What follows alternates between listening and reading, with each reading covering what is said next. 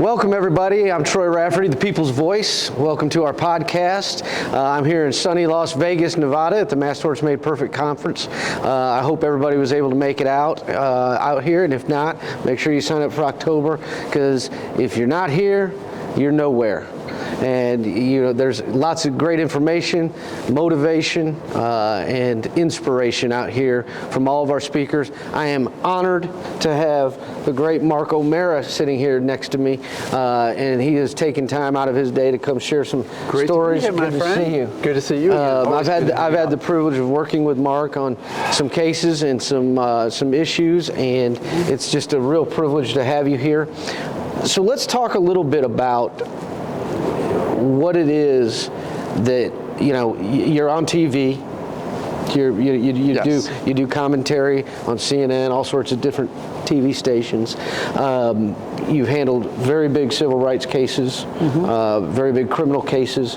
Talk about what it took to get you to where you are. Wow. I would love to say that I had this great plan from college or from, high school on. It really wasn't. You sort of take the opportunities that come up and try and make the best of them. But I would tell you, and I get it from my dad, hard work. I mean, you can sit back and say, oh yeah, I did this and these cases come to me. No, I am in the office constantly. My wife, Jen, who you know well, reminds me that I need to go home. But I really think that most of the opportunities that come to you because you bust your butt. And it really is that hard work. Hard work creates opportunity. It really does. Hard work creates opportunity. Yeah. That's basically what and if you work hard, then yes, then the opportunities come a little bit more. If you work 9 to 5, and I know we're supposed to talk about life balance and whatnot, but if you go work 9 to 5, you're just not going to do the amount of work it takes to be really good at what your craft is. Well, we talk a lot about, we talk a lot about on the People's Voice, we talk a lot about causes, not cases. That's the way I try to view my practice. I try to take on causes, not cases. And that's important to me mentally. What is it that you do mentally to stay focused and to stay, at the top of your game? What is it? Do you have certain things that you do, certain habits? Yeah. What is it? Well, it's funny that you say it that way, because if you take on a case, it's fun and you can enjoy it. If you take it on and consider it a cause, then you have your passion in it, right? You have your heart in it. Because I say this, I love doing what I do, and I'm so happy that I found this type of work to do, because it's not work, right? I mean, you don't wake up in the morning and go, I have to go to work, right? You wake up in the morning because you have a cause, right? And because you have a cause and it's your passion, I love going to work. And I think that's part of it. It's not one habit necessarily, though I have some, but it is the fact that I love doing what I do and it's my passion. See, and I think that's the key, is passion. Yeah. And I've said this several times on the podcast over several episodes, and that is, if you don't have passion for what you're doing, first of all, you can't do it at the highest level. You just simply can't, because a lot of times it's 20-hour days. There's 21-hour days, it's 22 hours. Sometimes it's 24-hour days. Yep. I remember trying a case where I was up for 3 days straight, just because I was so stressed about everything. I had to fool my body. I had to, literally, I'd come home from court, I'd go to the hotel from court, and I would take a shower, make a pot of coffee, to try and fool my body into thinking it's morning. Right. So, because I knew I was going to be up all night working. But the thing that made that okay was the passion. Right. And if you don't have passion in our business, you got to find something else to do. Yeah, and it's funny, because the doctors will not agree with this, but I really consider there to be negative stress and positive stress. The negative stress, if you're worried about finances or your car breaking down, whatever. But positive stress, working on a case, really getting into a case, really giving at the 24 hours when you need to, that to me is not negative stress. It's not the stress that hurts you. It's the stress that motivates you. Right. And I love doing it that way, because like you enjoy doing what you do so much that you're looking forward to the next step you can take to make that case better. So motivationally, one of the things that I do is during trial, I actually put Post-it notes around, like on my bedstand, on the hotel when I'm going, on the bathroom door, to remind myself what you're doing. Get to work because your enemy is sleeping. Yep. And every time you can motivate yourself. So do you have any kind of like things like that you do? Like I leave notes for myself everywhere. Yeah, so I don't use the Post-it notes, though I may start because I love that idea now that you say it. I have certain routines that I do. Okay. For example, this is a silly one, but I have pizza for lunch almost every time I'm in trial. Okay. I find a pizza place that has decent pizza. I don't eat a lot. Are we talking pepperoni, sausage? No, regular cheese. Just cheese. I'm from New York, just cheese. I'm a purist. I'm a pizza purist. But I really, what I like is that type of consistency. And to me, it's a slice of pizza. For example, I have the same thing for breakfast. I'm not really idiosyncratic all the time, but when I'm in trial, what I like to do is have that set procedure so that I can focus on the nuance. Yeah, I consider trial lawyers to be like baseball players. I mean, really. I mean, we've got our habits. We've got our superstitions. You have pizza. I have a turkey sandwich on wheat. See? With mustard. Every lunch. Yeah. That's what I have. My staff is so nice and kind to me. They make sure that I've got my turkey sandwich there for lunch. But you know, it's superstition. But that gets to a trial issue, a trial point that I want to talk about real quickly, and that is, it makes you feel comfortable. Like, I eat my sandwich. And guess what? When I'm ready to go back in to start my cross-examination of the witness, I feel like, I don't know, like, okay, the universe is aligned. It's in balance. And it's funny you say that, because I'm not exaggerating. If I miss my pizza or something like that, you're right. You just off your game a little bit. And to use examples of baseball players, you're absolutely right.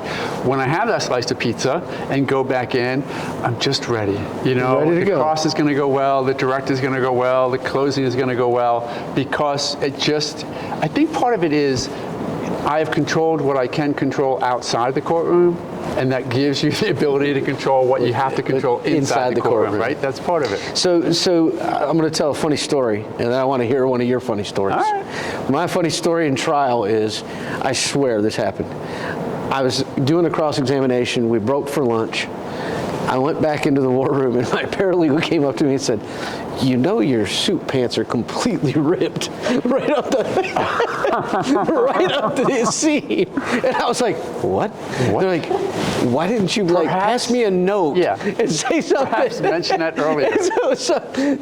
So we go back there, and my staff, who is literally the best staff you could ever ask for in the world, I'm like, we got to figure something out, because we only got a half hour for lunch. We had a real stickler for a judge. But so he's like, half hour. And I'm like, so we're literally, my staff is trying to staple my pants closed. Wow. That's great. And just so you know, if you're in trial, staples don't hold your pants together. Okay, they just don't. That's another trial tip. Don't use trial staples. tip. Don't use staples for your pants. Okay. So anyway, so tell me a funny story. Oh God, there's a number of them. So my first trial ever, which I probably may have taken another path. My first trial ever. I'm a puppy prosecutor on a battery case. I'm doing closing. First time I've ever done a closing. And I'm up there doing whatever I'm supposed to be doing. Ladies and gentlemen of the jury, that's when that defendant struck, and I went blank as to the victim's name. Oh, no. No idea whatsoever. And an old lady in the front of the jury panel looked up and said, "Mrs. Jones," and told me the victim's name. And it was like, I needed a new career. Sometimes you have brain farts. Yeah, and it was, man. I call them the elephants of a crime once. I literally said there in my closing, that's how the state met every elephant of the crime. And I heard it the same time everybody else heard it. It's like, I need a new career. There goes being a trial attorney. I tried. Well, I called the American Medical, what was it, the anals?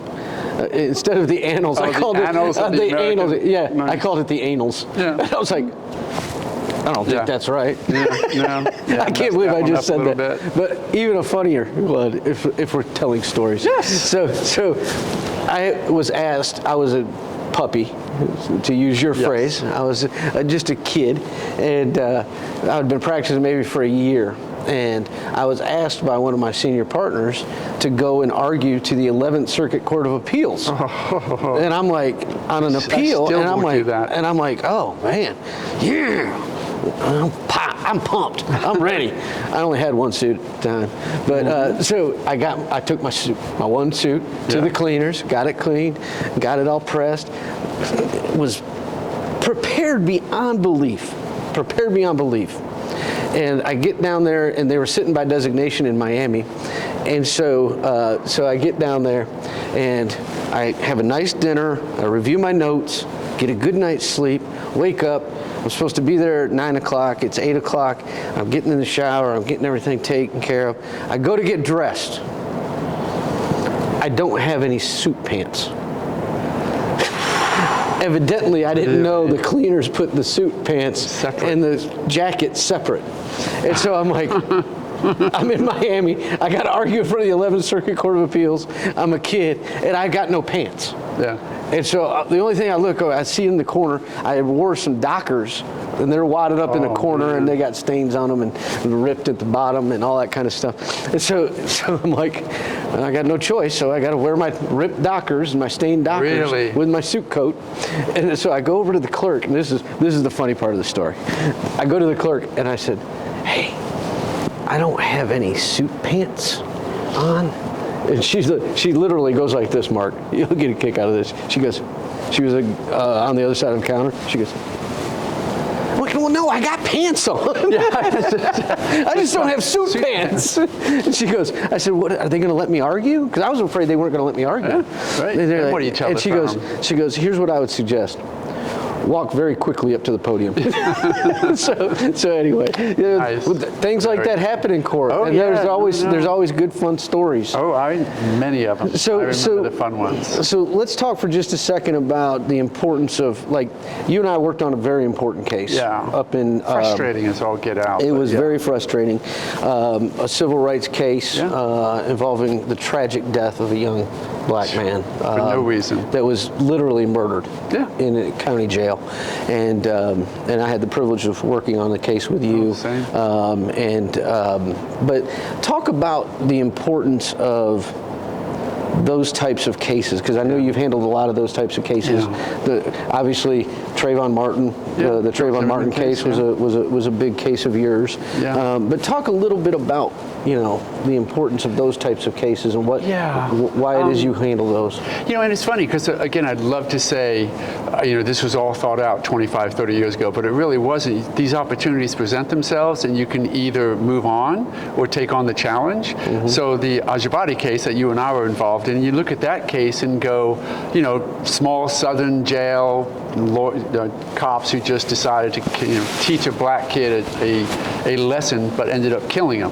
And you got to take that stuff on because we live by the Constitution, right? We live by the law, and we're supposed to be the ones who really present it as being fair. And my frustration is if people, young black males in that example, or others, lose faith in the system, and we're at that point now, I think, in a lot of ways, then the system starts failing. So if we don't take on cases like you take on, and cases like the Ajibade case and some others, if you don't take those on and show the rest of the people who are looking at us that we're willing to fight for them, then they lose faith in the system, and then it gets to be pretty close to anarchy. So it's, I think we have to take on those cases and causes, like you say, to make it better, and to leave that legacy, not personal, but the system legacy. Well, and I think one of the things that I try to emphasize, and I think you probably would agree with me, and I know you've done this, but when you look at certain cases, sometimes you have to look past. Well, is this, am I going to, what fee is this going to earn me? If you start, because what I tell young lawyers all the time is, if you worry about the fee, you've already lost. Good advice. If you just do your job and do a good job for your client, the money will come. The money and the success will come. The cases will come, and and that's really what's important. And so some cases you take on because it's the right thing to do. I mean, pro bono cases. Pro bono cases. I know you do pro bono work. You do a lot of work in your community, but you have to take on those causes. Yeah. Those causes. And if you do, Yeah. it will. First of all, it will make you feel good. Yeah, and I wish that I either did learn that or had the luxury to learn that younger in my career. I really do. Because, being a young lawyer, fresh out of law school, or trying to make ends meet, or trying to buy a second suit, Right, because I had one too. You try and buy that second suit, and, you get a little bit caught up in the day-to-day. You want to keep the lights on, right? You have to keep your staff paid. Yeah. But you're right. People are relying upon you. Yeah, absolutely. But I think you're right. The younger you take on those causes rather than cases, the better I think you do. Yeah, and I think, one of the things that I think is really difficult, and I always ask all my guests this, so I apologize, but one of the questions I always ask my guests, if you could turn back time, and you could go back in time and talk to a first-year Marco Mera lawyer, and you could say, hey, here's my advice for you. Now that you've been practicing for so many years, you've had so much experience, you've done all these things. So what would you tell a young Marco Mera? And trust me, you're not young anymore. No, I know. I keep thinking I'm in my 30s. But we all freeze ourselves in our mind, right? At some certain age. I'm 32. I'm 32, plus. Yes. But wow. Well, part of what we just talked about, I would say to my younger self, pick causes, not cases, because I know that almost sounds a little bit trite to say it, but it's what you talked about. Really looking at a case and saying this case can mean something. Right. But the other thing I would do, I think, is tell myself focus better. Because I look back, my first 10 years of practicing, I thought I was great. I'm in a courtroom, which is always good. Look, they have to listen to me. Yeah, look, I'm a lawyer. They're a juror. Let's talk in as many phrases as I can string together without a period at the end. Right. I would tell my younger lawyer, my younger self, focus a little bit more, right? Just don't waste the time. You don't need to be doing the periphery stuff. But I would also tell myself, stop acting like a lawyer so much, because I've learned that. I think we've learned to make our sentences shorter the more experienced we get, because we love talking in paragraphs as a lawyer, right? And you walk in a room and people know you're a lawyer because you won't stop talking. Right. Stop talking. Stop listening talking a little bit more. I might tell myself that. Just because you want to hear yourself speak doesn't mean the jurors do. Exactly right. They want. They're thinking about paying their bills. They're thinking about getting back to work. They're thinking about their kids. They're thinking about their grandmother might be in a nursing home. They're thinking about stuff. Jurors don't necessarily like lawyers. People don't necessarily like lawyers. I can tell you this: I'm a lawyer and I don't like lawyers. Right? Okay. Yeah. So the more you act like a lawyer, the less I think you are related to other people. Well, because and generally, and tell me if you agree with this, one of the things that we always have to remind ourselves as trial lawyers is that jurors don't think like trial lawyers. Okay? We've been living with these cases for 5 years, before we get to trial. And we've taken all the depositions, we've seen all the witnesses, we've gone through all the documents, blah, blah, blah, blah, blah. They're just getting there. Oh, yeah. Okay, they're just getting there. They're just seeing it for the first time. And they don't think, it's always amazing to me, Mark, and I'm curious as to whether or not you agree,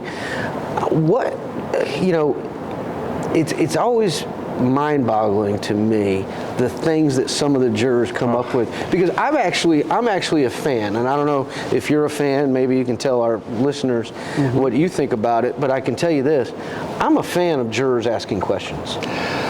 I like that. I like it too, because I like the insight. It also scares the heck out of me that they ask a question that I don't have. You always start shaking a little bit. Oh yeah. So they say they got a question. Yeah. But I do love talking to jurors after trial. But the things that they pick up on that maybe you wouldn't have picked up on. They are. Is what really intrigues me. And it's so sobering, right? Because we're sitting there as trial lawyers. We know this inside out. But these, that's part of the problem. Is these people that we're talking to, they're not trial lawyers. Right. And like you say, they don't know this case as well as we do. And if we don't present it to them, I hate to say it this way, at their level, because that sounds so horribly egotistical, but if we don't present it to them in a way that they can accept and understand, great, we're impressing ourselves. Or that resonates with them. Exactly right. We're always trying to find a way to phrase something that will resonate with them, right? That's all that counts. And that's what, when you and I both treat or or teach puppy lawyers or younger lawyers, right? All that really matters is those 12 people. That's right. So if you're not relating to those 12 people, it's great that you can impress yourself with a paragraph of a conversation, but not if they're not listening. Right. Okay? Well, Mark, it was a pleasure having you great, on the man. podcast. No, it was great. Enjoyed I it. appreciate the Always help, man. look forward to working on another case with you soon. The same. Me and too. I'm just thrilled to see you out here in Las great to be Vegas, here. and Oh, yeah. look forward to working together. Sounds great, man. Okay.